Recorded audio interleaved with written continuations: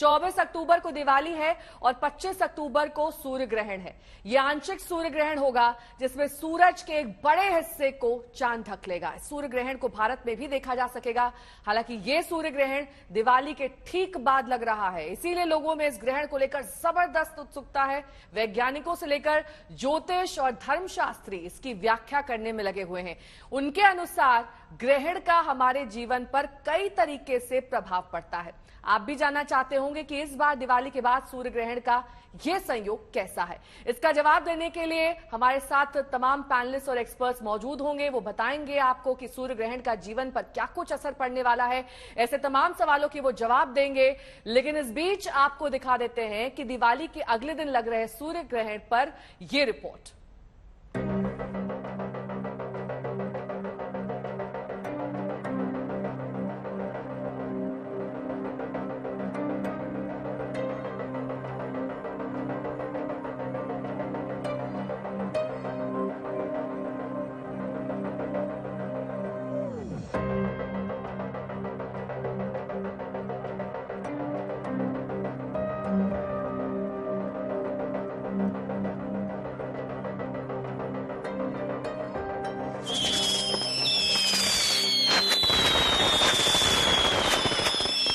चौबीस अक्टूबर को दिवाली और 25 अक्टूबर को साल का आखिरी सूर्य ग्रहण।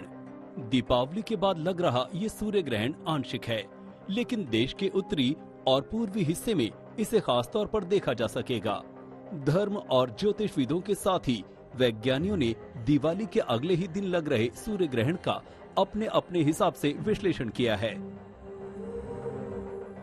सूर्य ग्रहण की शुरुआत 25 अक्टूबर दोपहर 2:28 पर होगी। शाम 4:30 पर ग्रहण अपने चरम पर। भारत में सूर्य का 55% हिस्सा चंद्रमा से ढका होगा। नई दिल्ली में ये ग्रहण शाम करीब 4:29 पर शुरू होकर सूर्यास्त के साथ 6:09 पर खत्म हो जाएगा। ज्योतिषाचार्यों के अनुसार इस सूर्य ग्रहण का असर भारत ही नहीं कई देशों पर होगा, क्योंकि इसकी छाया कई देशों पर पड़ेगी।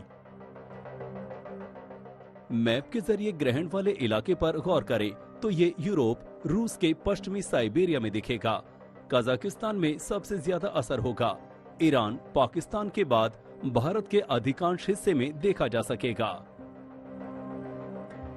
अपने देश की बात करें तो इसके उत्तरी हिस्से में इस आंशिक ग्रहण को ज्यादा अच्छी तरह देखा जा सकेगा।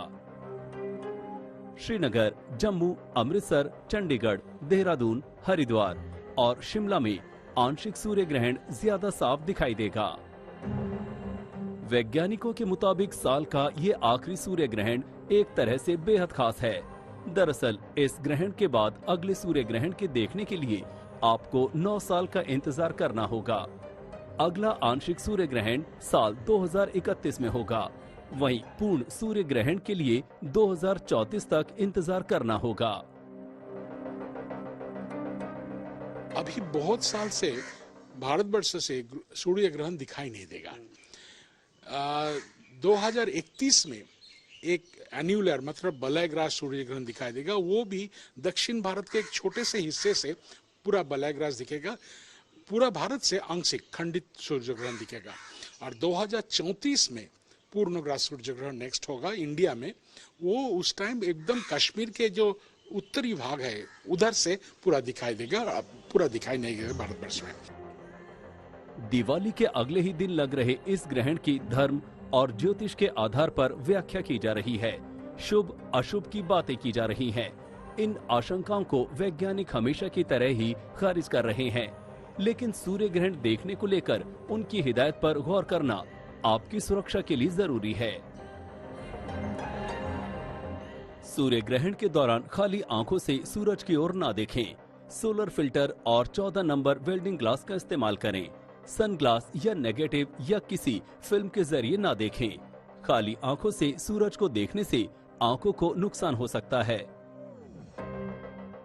जहां तक धर्म और ज्योतिष शास्त्रियों की बात है तो उनके मुताबिक सूतक काल की शुरुआत 25 अक्टूबर को प्रातः 3:16 पर हो जाएगी।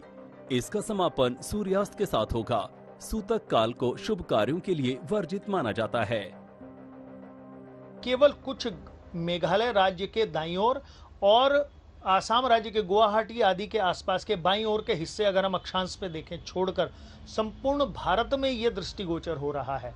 भारत के राज्यों में राज्य जो अधिपति हैं, मुख्यमंत्री हैं, प्रधानमंत्री हैं, उनके ऊपर लांछन लगने की ऐसी संभावना बनती ही बनती है। ग्रहण के दौरान मंदिरों को बंद कर दिया जाता है। सूतक काल के बाद उनकी साफ सफाई के बाद ही पूजा अर्चना शुरू होती है। देश के तमाम मंदिरों की तरह ही तिरुपति मंदिर ने भी 25 अक्टूबर को ग्रहण की वजह से अपने कपाट बंद रखने का निर्णय लिया है। हरिद्वार में मुदित अग्रवाल और कोलकाता में अनुपम मिश्र के साथ आज तक ब्यूरो।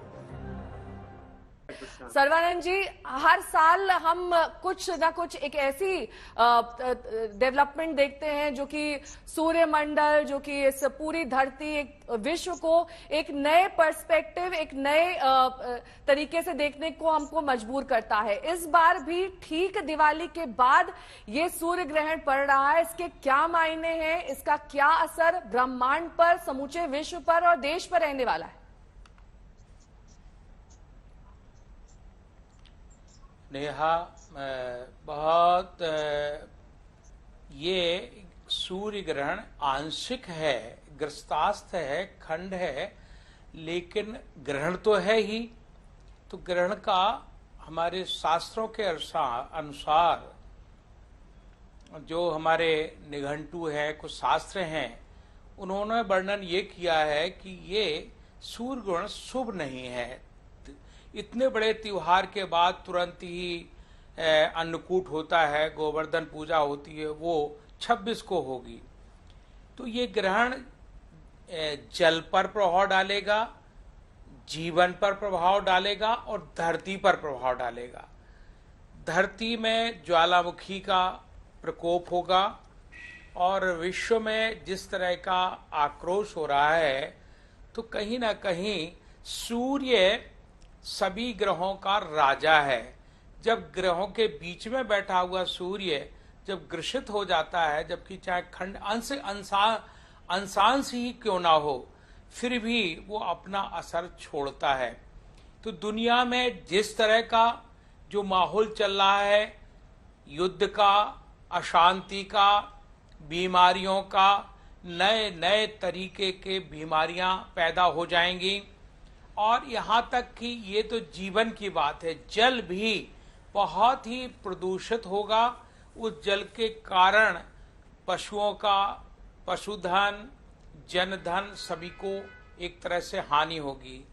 धरती जिस पर आप फसल उगाते हैं, वो फसल में भी कीटाणु इस तरह के आ जाएंगे कि जिससे कि फसल जितना अच्छा होना चाहिए वो नहीं हो पाएगी। इसका असर जल, जीवन और धरती पर निश्चित दिखाई देता है। और ये ग्लोबल है, केवल भारत के लिए नहीं है, पूरे विश्व में। क्योंकि ग्रहों का जो आज नासा है वो भी ग्रहों पर अध्ययन कर रहा है, वैज्ञानिक भी इस पर बैठे हुए हैं। तो निश्चित है कि हम इस ग्रहण से थोड़ा सा सावधान होकर के अपने जीवन को, क्योंकि अगर तेज तूफान आया है तो तूफान में न जा करके थोड़ा सा सावधानी रखें। तो आज तक की ये पहल बहुत अच्छी है कि लोगों को 25 के ग्रहण से पहले ही दीपावली पर भी ऐसी कोई घटना ना हो जाए, उसके लिए सावधान कर रहे हैं। तो धर्मशास्त्र, ज्योतिष शास्त्र और व्यवहारिक शास्त्र और यहाँ तक कि खगोलीय शास्त्र, जिसमें खगोल में दोनों का, चंद्रमा और सूर्य का मिलन होने पर ही जिस तरह के भौगोलिक वातावरण बनता है।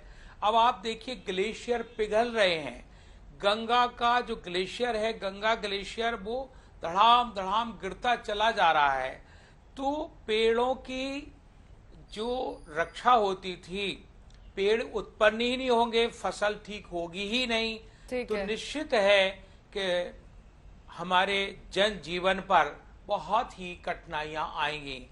तो शास्त्र कहता है कि आप इन ग्रहों को नमस्कार करते हुए 25 तारीख को जहां तक सूतक ठीक है, लगता है तो ठीक है, जो आपने वृद्ध शास्त्र हैं, के अनुसार बीमार समझाया। हैं, अजय या भांबी औरत जी को भी अब मैं उनके चर्चा में लिए- जोड़ना चाहूंगी। अजय जी, विज्ञान के लिहाज से अब इसे समझाइए, किस तरीके से ये हमारे और आपके जीवन में विज्ञान के लिहाज से प्रभाव डालेगा और इससे कितना सावधान रहना चाहिए, या फिर उसके कुछ सकारात्मक प्रभाव भी होते हैं, क्योंकि हर कोई सिर्फ नकारात्मकता की बातें करता है।